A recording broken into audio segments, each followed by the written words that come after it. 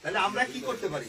আমরা যদি এই 2000 টাকা থেকে 4 ভাগের 1 ভাগ টাকা নেতা কর্মীর জন্য রাখি 500 টাকা, তাহলে আপনারা তাহলে ওই 10 জনে তখন কি 50 টাকা করে কম পাবেন।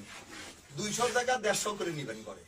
ওই 150 করে যে ঘরে নিয়ে যাবেন আর 50 টাকা করে যে দিয়ে দিলেন, তাতে কিন্তু আপনার সবাই যখন ওই পয়সাটা 2 টাকা 5 টাকা একটা চকলেট পাবে, একটা চুইংগাম পাবে, তখন কিন্তু তাদের একটা মনে কিন্তু একটা আনন্দ থাকবে যে শালার ওই 2000 টাকা তো আমার দলের জন্য 500 টাকা শালার দিচ্ছে।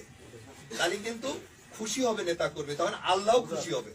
আর এই যে আপনি যে 150 টাকা ঘরে নিয়ে গেলেন, ওইটার কিন্তু শান্তিও থাকবে আলাদা, তখন আর ওইটাকে অভিশাপ দিবেন। আমি কি কথাটা বোঝাতে পারছি আপনাকে?